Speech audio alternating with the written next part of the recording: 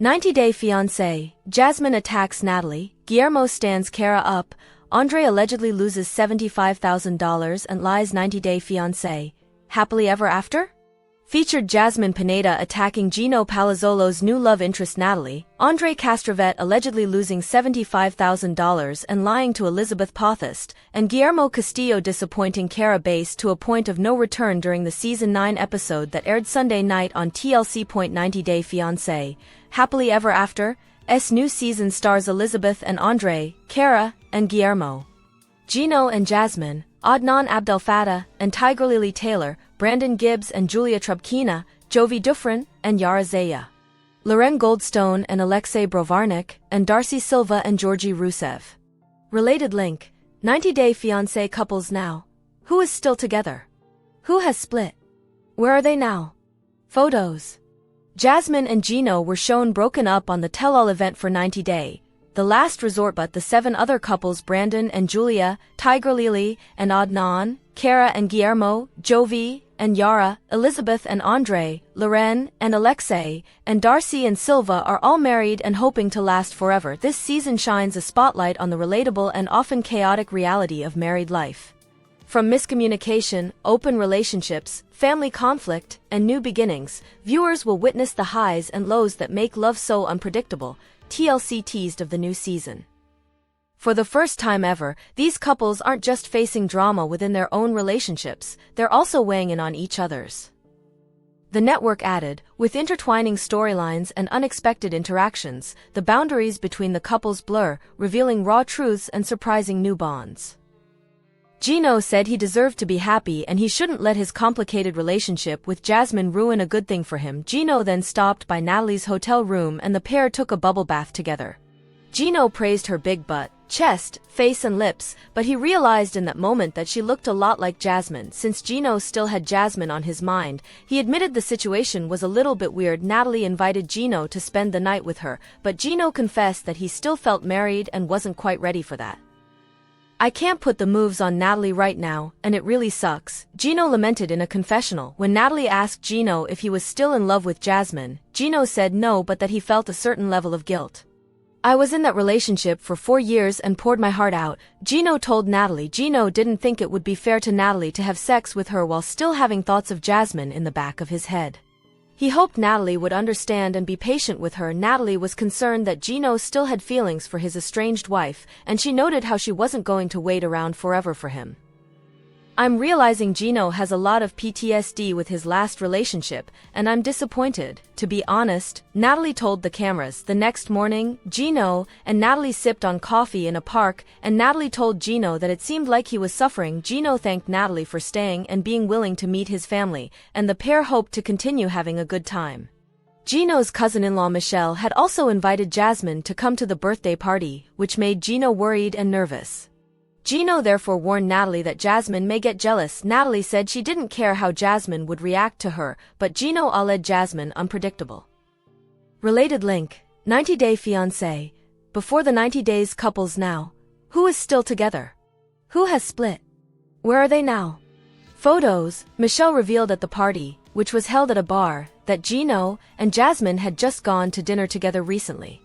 Michelle said Natalie deserved to know the truth and what she was getting herself into. Gino clarified how he had just met with Jasmine at a bar and they were still planning on getting a divorce. Gino claimed he and Jasmine had made no progress when they reunited. Gino admitted to Natalie that when he had met up with Jasmine, there was a slight chance they could reconcile.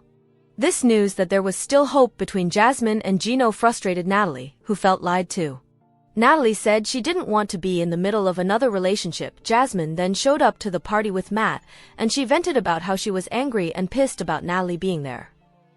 "I want to explode. When Gino and I established being in an open marriage, one of the rules was that both of us had to agree on the third person," Jasmine explained in a confessional. "He agreed on Matt. I don't even know who this BTCH is. I never agreed to her, so she is just a mistress."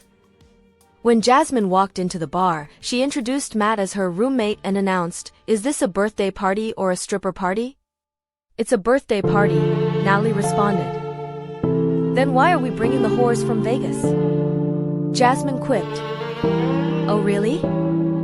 Natalie asked. As Natalie walked up to Jasmine, Jasmine said, "Don't get close to me." The two women then started fighting at the bar. Jasmine called Natalie a F-king prostitute, which prompted Natalie to call her a whore. Natalie then called Jasmine a disgusting BTCH, and she told Gino that she was going home.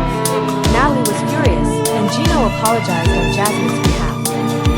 Jasmine is a narcissistic psychopath. I don't even know what to say to Natalie. It was such a disaster.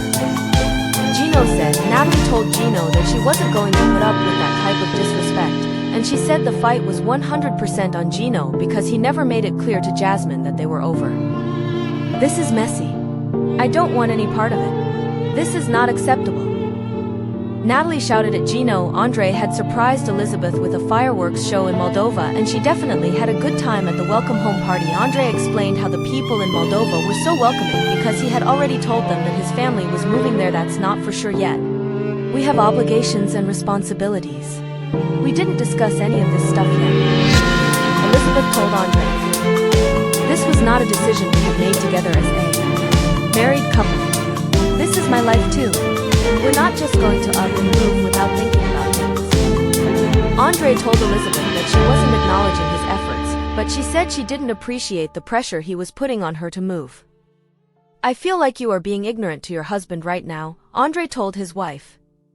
I feel like you are being stupid because you don't understand my side right now. You cannot be that stupid, Elizabeth fired back. Andrei accused Elizabeth of being controlling, but she argued, that's literally you. What are you talking about?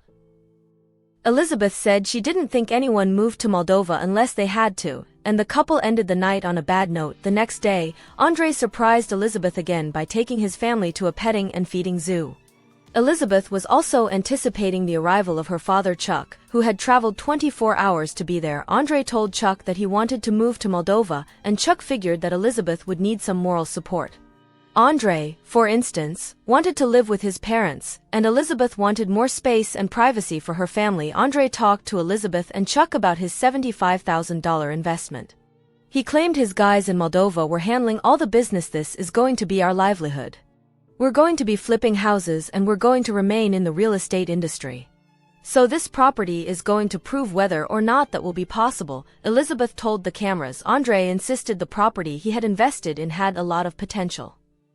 Andrei and Elizabeth then looked at properties, and one of the apartments in a skyscraper met Elizabeth's expectations. It had a beautiful chandelier, a view, and a dishwasher. Elizabeth thought the place was really nice, but Chuck noticed the oven was small and the apartment didn't look like it was appropriate for kids. It looks like a bachelor pad, Chuck noted. The apartment was just over $300,000, and Elizabeth said it would be a great home for her family, and they were off to a good start. The couple proceeded to look at a new construction townhome that Elizabeth also really liked. The house had 4 levels and many bedrooms, and Elizabeth noted how living in Moldova was looking pretty good at the moment. Darcy and Georgie were shown walking the streets of Bulgaria together and doing some shopping after a tough night together. Georgie brought Darcy to a beautiful castle, and he gushed about how she had always been his princess. Darcy asked Georgie to communicate more and make her feel secure and cared for. She brought up how she had no idea about his promotion at work and she wanted to know more about his professional and personal life. Darcy explained how she wanted to be in a good place with Georgie when Guillermo Cara was shown rehearsing for a big performance connected to the release of her new single. While she worked hard, she couldn't take her mind off Guillermo, who she had asked to leave their house. Cara said she couldn't believe Guillermo had accused her of cheating, and so it was best that they were living separately at the moment. However, she insisted that she wanted to talk and hopefully fix things. I hope he shows up tonight so that we can talk it through, Cara told the cameras, adding that she wanted her husband to feel excited and proud of her. Related link: 90-day fiancé. Happily ever after? Couples now. Who is still together? Who has split? Where are they now? Photos. Even Cara's friends didn't seem to think that Guillermo was supportive of Cara's dreams. When people started to arrive, Guillermo was not among the crowd. She admitted that if he didn't show up, it would be very hard to come back from that and believe that he truly cared about their marriage. Guillermo then revealed that he had no intention of going to Cara's performance and he was renting an apartment at the time. Guillermo was embarrassed, but he said he and Cara weren't in the position to party together. Guillermo said he'd also probably disapprove of Cara's outfit on stage. Go do your life. Go do your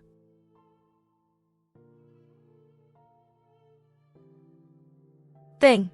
But I'm not going to be a part of it, Guillermo told the cameras. Maybe I'm being too dramatic, but I never thought I would be with someone like this, someone I cannot even trust.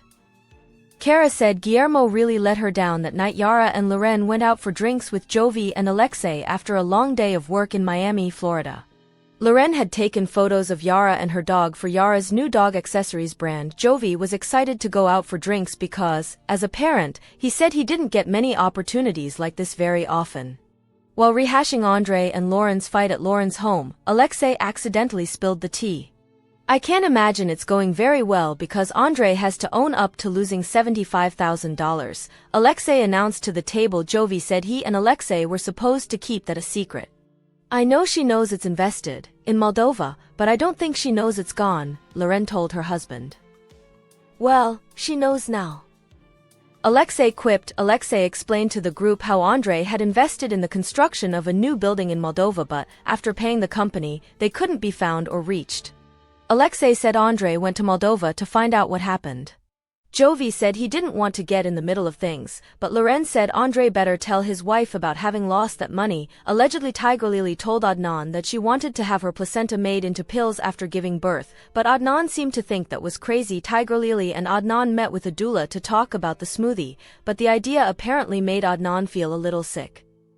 I did it before with the other two, and I am insistent on doing it again, Tigrelily explained. Adnan said this was not a normal thing in his country. Adnan told Tigrelily to do whatever she wanted, but he thought the whole thing was ridiculous and gross. Gino's secret Vegas romance rocks 90-day fiancé with shocking blow-up and unhinged insult. Jasmine believes Gino is breaking the rules of their open marriage, leading to a heated confrontation on 90-day fiancé. Jasmine and a new love interest, Natalie, clash at a birthday party in Michigan. Gino's lies catch up to him with Jasmine and Natalie, causing a physical altercation. 90-day fiancé. Happily ever after? Jasmine Pineda is known for her outbursts and, after believing her husband is breaking the rules of their open marriage, she's reached an all-time high after appearing on 90-day, The Last Resort and agreeing to an open marriage. Gino, Palazzolo, and Jasmine seem to be in a worse position than when they first joined the series. Gino has now started pursuing a new love interest, Natalie, who he met in Vegas. Now he's invited her to a birthday party in Michigan to meet his family, and things get heated to the point of a physical confrontation. How did the situation become so charged and lead to a moment where Jasmine ended up calling Natalie a W from Vegas and a F prostitute? Jasmine believes Gino is breaking the rules of their 90-day open marriage. In The Last Resort, Jasmine pushed for an open marriage because she needed intimacy Gino wouldn't give her, which she ultimately sought in the arms of Matt Branisterianu. In fact, Jasmine and Matt welcomed the baby together, further complicating the situation. While Jasmine convinced Gino to agree to an open marriage, she quickly regretted it after learning he was talking to other women and in Vegas, according to his family. Jasmine claims in a confessional that Gino never discussed Natalie with her, so she was pissed. This also meant, in her eyes, Natalie was merely a mistress and Gino was cheating. The moment Jasmine appears on screen, she is clearly a woman on a mission, and her confessionals seem to be full of rage. It's obvious just how badly she is dying to meet this bee. Almost as soon as she enters the bar with Matt, the situation escalates. After she greets some of Gino's family, she turns to Natalie, asking if she was attending a birthday party or a stripper party. Natalie says it's a birthday party, and Jasmine immediately claps back, asking why are we bringing the from Vegas advertisement. Jasmine's confrontation leads to a massive blowout. The situation quickly escalates as Gino tries to intervene and warns Jasmine to watch her mouth, but their argument doesn't end there. The encounter turns into a full-blown physical altercation, with both women having to be restrained and Natalie being escorted out of the bar after Jasmine pushes her. Natalie storms out and Gino follows closely behind, but the damage seems to be done. Viewers see a Jasmine-like outburst from Natalie as she claims the altercation is all Gino's fault for not being clear with Jasmine in the first place. In all fairness, Jasmine has a valid point. The 90-day fiancé couples did agree together that they need to be on the same page about the person they want to bring into their marriage, and Gino didn't honor that part of the agreement. While he might try to argue that they separated, it certainly feels more of a cop-out. Gino's avoided his issues with Jasmine for the last several seasons, and even the therapists in The Last Resort thought it was weird that Gino would rather give into an open marriage that he was adamantly against instead of working on their relationship so they could be intimate again. Nonetheless, it's ironic how Gino's finding himself in this type of situation again. Once again, his lies have caught up to him, but this time it's not just Jasmine who's catching on. Natalie seems ready to end her role in the relationship as well.